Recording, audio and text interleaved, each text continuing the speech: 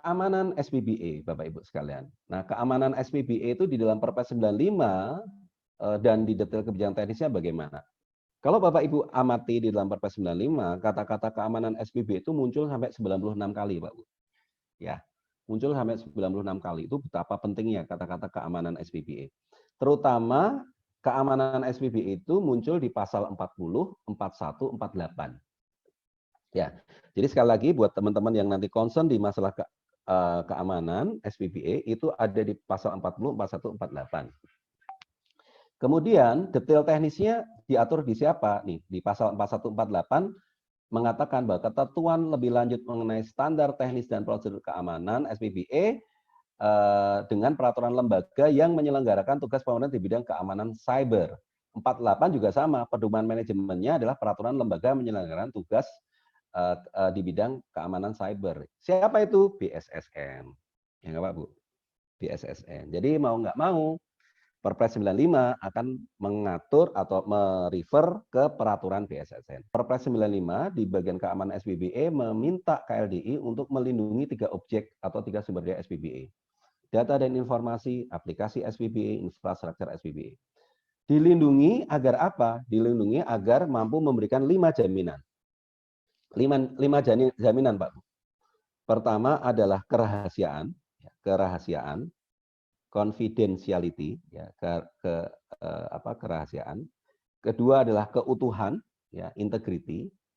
Ketiga adalah ketersediaan, availability. Nah, ini menarik. Biasanya Bapak Ibu kalau belajar kan CIA ya. CIA itu kalau belajar keamanan pasti ingat singkatan CIA, confidentiality, integrity, availability. Ya. Apa itu? Contoh dalam konteks data dan informasi. Ini biar Bapak Ibu mengerti dalam konteks yang sederhana ya. Bapak Ibu harus menjamin data dan informasi itu rahasia. Itu namanya confidentiality. Jadi data dan informasi itu hanya bisa diakses hanya oleh orang yang berhak. Aplikasi itu hanya bisa diakses oleh orang yang berhak saja. Infrastruktur itu hanya boleh diakses itu didatangi, disentuh, dihidupin gitu ya istilahnya, dibawa oleh orang yang berhak saja. Gitu. Nah itu artinya kerahasiaan Pak Bu, kerahasiaan, confidentiality. Biasanya macam-macam caranya, dari mulai user name password dan lain-lain itu contohnya rahasia. Gitu. Yang keempat, jaminan keempat yang harus Bapak Ibu terapkan di dalam 3 objek SPBA tadi adalah keaslian, ya, keaslian. Dalam bahasa Inggrisnya authentication. Saya memilih kata authentication, ya. Karena nanti kalau di dalam Perpres 95 dikatakan untuk bisa mengecek keaslian itu dengan menggunakan verifikasi dan validasi. Verifikasi mencek apakah formatnya benar. Validasi mencek apakah kontennya benar, gitu. Lalu yang kelima, kenirsangkalan. Nah, ini menarik kata-kata ini. Kenirsangkalan atau bahasa Inggrisnya non-repudiation. Nah, Bapak Ibu yang mungkin baru dengar kata-kata kenirsangkalan.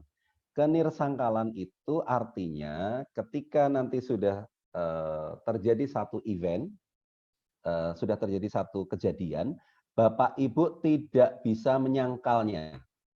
Contoh, saya melakukan transaksi ke Bapak Ibu ya. Saya ngirim transfer duit gitu. Nah, saya udah transfer duit.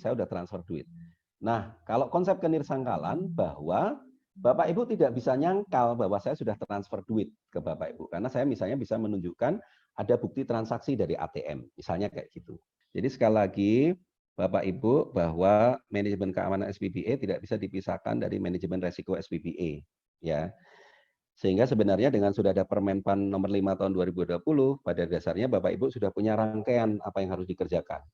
Karena ada Permenpan nomor 5 2020 tentang manajemen resiko yang tebu depan akan dijelaskan lebih detail lagi oleh teman-teman Kemenpan dan teman-teman tim ahli penyusun itu, manajemen resiko SPBA. Kemudian sudah ada peraturan BSSN nomor 10 tahun 2019.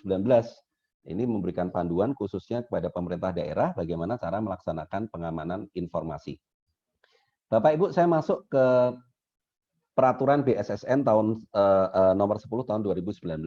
Nah, yang diatur ada 2 sebenarnya Pak Bu, ada 2 ya. Yang utama ya, karena di situ ada tentang pendanaan, ada MONEF tuh ada. Tapi yang terpenting ada 2 Pak. Pertama adalah penyelenggaraan persandian, ya, penyelenggaraan persandian. Yang kedua adalah penetapan pola hubungan komunikasi sandi. Nah, pertama adalah tentang penyelenggaraan persandian, ya Pak Bu, ya, untuk pengamanan informasi pemerintah daerah provinsi dan kota kabupaten. Jadi penyelenggaraan persandian untuk pengamanan informasi. Nah, jadi yang Bapak Ibu harus lakukan dalam rangka penyelenggaraan persandian itu ada 4 hal. Bikin kebijakannya, ngelola sumber dayanya, lalu mengamankan. Nah, ini mengamankan sistem elektronik termasuk data yang sifatnya elektronik dan mengamankan informasi non elektronik. Ya. Lalu menyediakan layanannya. Nah, lalu Bapak Ibu sekalian, pola hubungan, ya, pola hubungan. Nah, pola hubungan ini apa yang harus pola hubungan persandian, pola hubungan komunikasi sandi itu ditetapkan oleh gubernur, bupati, wali kota. Nah, ini menyangkut bagaimana jaring komunikasi sandi, ya, jaring komunikasi sandi antar perangkat daerah. Jaring komunikasi sandi internal PD sendiri, OPD sendiri. Jaring komunikasi sandi pimpinan daerah. Pimpinan daerah itu bagaimana? Nah, ini pola hubungan komunikasi sandinya itu nanti ditetapkan dengan gubernur, bupati, wali kota. Baik, sekarang kita masuk ke satu persatu ya, Pak Bu ya. Di penyelenggaraan tadi. Pak, saya mau bikin kebijakan pengamanan informasi. Kalau menurut BSSN nomor 10 tadi, 2019, apa yang harus dibikin? Nah, yang harus Bapak Ibu bikin kebijakan pengamanan informasi meliputi, yakni 1, rencana strategis. Ada dokumen namanya dokumen rencana strategis pengamanan informasi. Di dalamnya berisi tujuan, sasaran, program, kegiatan, dan target pelaksanaan pengamanan informasi per tahun. Ya. Dan itu biasanya diwujudkan dalam peta rencana. Peta rencananya apa saja. Jadi dokumen 2 yang harus Bapak Ibu bikin adalah arsitektur keamanan informasi. Arsitektur keamanan informasi itu harus berisi infrastruktur teknologi informasi. Jadi infrastruktur apa saja? Ada desain keamanan perangkat teknologi dan keamanan jaringan. Bapak Ibu desainnya akan seperti apa? Di dalam dokumen arsitektur keamanan informasi ada informasi tentang aplikasi keamanan perangkat teknologi informasi dan keamanan jaringan apa saja yang Bapak Ibu pakai. Yang ketiga, nah ini banyak Pak Bu, ini banyak ya. A, B, C, D, E, F, G, H, ya ada 6, ada 8. Ya. Aturan mengenai tata kelola keamanan informasi. Nah, Bapak Ibu ini juga membuat prosedur atau membuat SOP atau membuat juknis ya. Tentang apa? Nah, ini kemarin ada Pemda yang tanya, Pak, SOP apa saja yang harus dibikin untuk keamanan informasi? Kalau menurut BSSN nomor 10 2019 ini, setidaknya Bapak Ibu harus membuat SOP atau membuat juknis ada 8. Apa saja? SOP atau juknis tentang keamanan sumber daya teknologi informasi, keamanan akses kontrol ya, keamanan akses kontrol ya, keamanan data dan informasi, keamanan sumber daya manusia, keamanan jaringan, keamanan surat elektronik ya, email, keamanan pusat data dan keamanan komunikasi. Nah, apa saja ya Bu yang dikelola Bapak Ibu sekalian yang dikelola? Ya, Bapak Ibu kalau pengen mengelola sumber daya keamanan informasi harus melakukan 3 hal.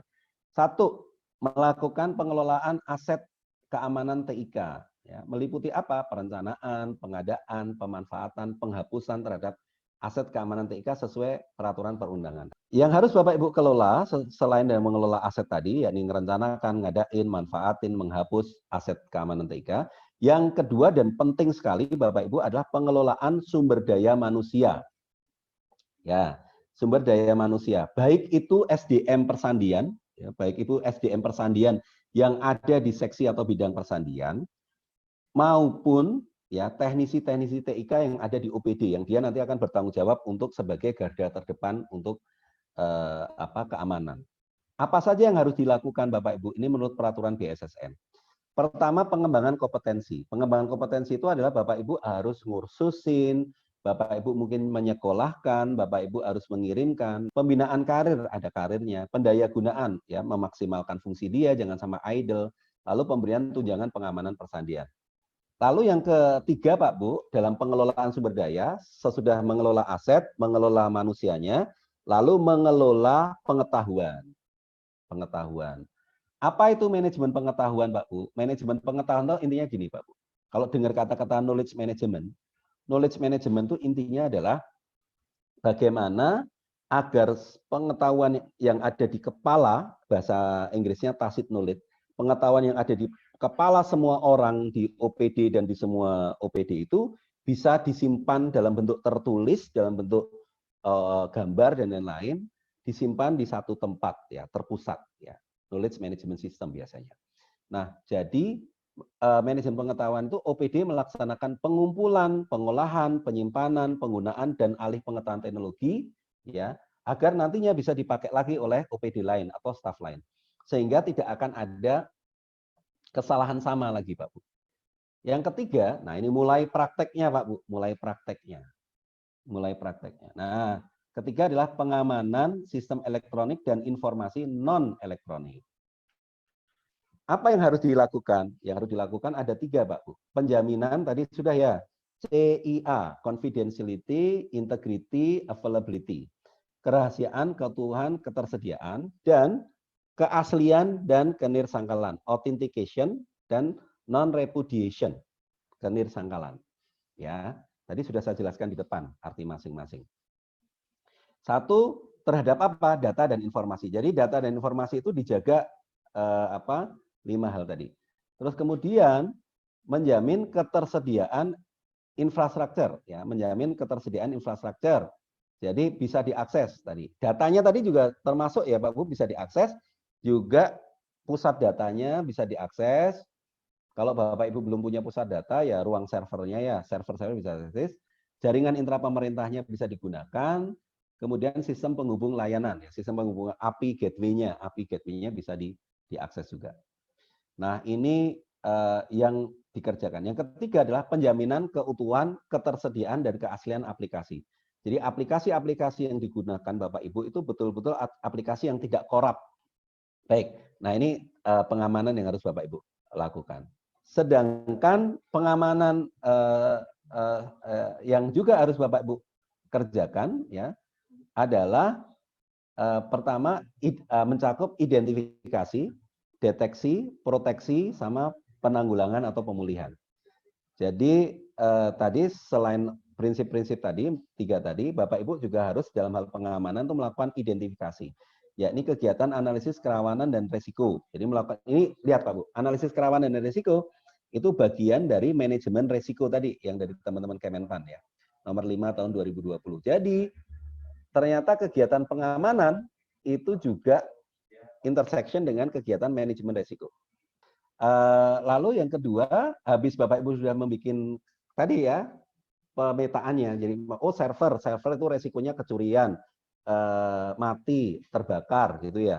Nah itu kan lalu Bapak Ibu kan tahu kira-kira bisa kebakar, bisa kecurian, itu ancamannya apa, gitu, kejadiannya apa, atau dalam bahasa manajemen resikonya itu threat-nya apa, threat itu ancaman. Nanti Bapak Ibu dalam deteksi itu termasuk ada namanya vulnerability, kerawanan, ya kerawanan. Bapak Ibu juga akan mendeteksi kerawanannya apa. Yang ketiga, kalau sudah tahu ancamannya apa, ya resikonya apa nanti bisa jadi ini, maka Bapak Ibu harus segera melakukan proteksi tadi. Ya, proteksi. Proteksinya gimana? Nah, itu yang disebut proteksi, melakukan mitigasi resiko. Apa caranya? Oh, dompetnya kalau begitu caranya apa? Proteksinya ada banyak Pak Bu, dengan cara namanya kontrol. Tadi kan disampaikan teman-teman Kemenpan ya, kontrol. Kang Mul tadi, kontrol. Kontrol itu contohnya bagaimana Bapak Ibu bisa bisa mempengaruhi kejadian resiko yang terjadi. Contohnya, oh kalau gitu saya tak bikin beli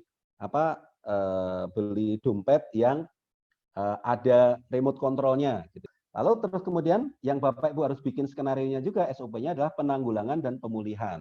Ya, penanggulangan dan pemulihan. Gitu. Jadi kalau sudah membuat SOP identifikasi dan kegiatan identifikasi, membuat SOP dan identifikasi deteksi, lalu Bapak Ibu membuat SOP dan pelaksanaan proteksi, lalu Bapak Ibu melakukan SOP dan pelaksanaan penanggulangan dan pemulihan.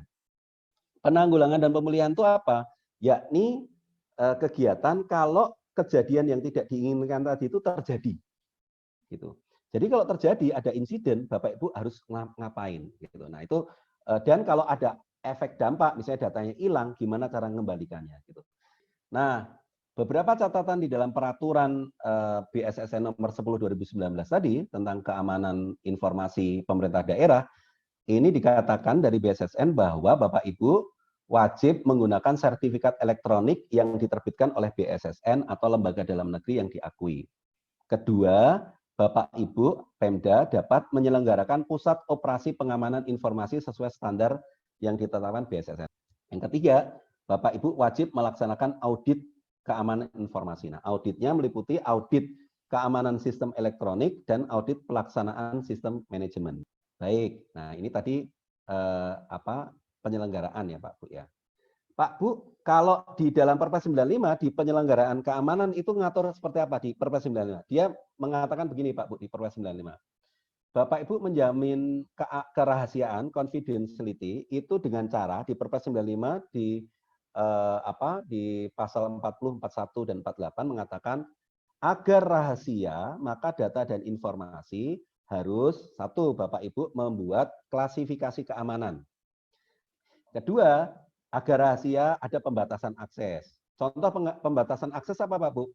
Data-data tertentu ini hanya bisa diakses kalau dari jaringan internal OPD. Jadi Bapak Ibu nggak bisa mengakses dari rumah. Itu salah satu contoh pembatasan akses. Lalu pengendalian keamanan lainnya. Nah itu nanti pakai alat-alat yang lain. Jadi di Perpres 95 ngasih tahu petunjuk Pak Bu. Kalau pengen rahasia, Bapak Ibu diminta untuk bikin klasifikasi, batasi akses, dan pengendalian yang lainnya. Yang kedua, keutuhan, integrity. Ya, biar utuh gimana? Biar yang utuh Bapak Ibu diminta melalui pendeteksian modifikasi. Yang ketiga, ketersediaan availability, yakni Bapak Ibu bisa menjamin data informasi tersedia manakala Bapak Ibu harus wajib menyediakan cadangan dan pemulihan. Cadangan itu apa? Kalau Bapak Ibu punya database, punya server database, maka Bapak Ibu wajib punya database, server database yang backupnya, gitu. Ya. Dan kalau ada apa-apa, backupnya tadi bisa dipulihkan. Authentication. Nah, authentication tadi sudah saya sampaikan, intinya adalah Bapak Ibu bisa menjamin bahwa itu datanya, informasinya asli, secara konten, secara format benar. Maka ada SOP verifikasi dan validasi. Biasanya mekanisme ini nanti akan diatur dalam ketika Bapak Ibu melaksanakan Perpres 1 Data yang 39 2019. Ya. Kenirsangkalan. Nah, kenirsangkalan tadi sudah disampaikan di Perpres 95 mengatakan dengan cara tanda tangan digital dan sertifikat digital.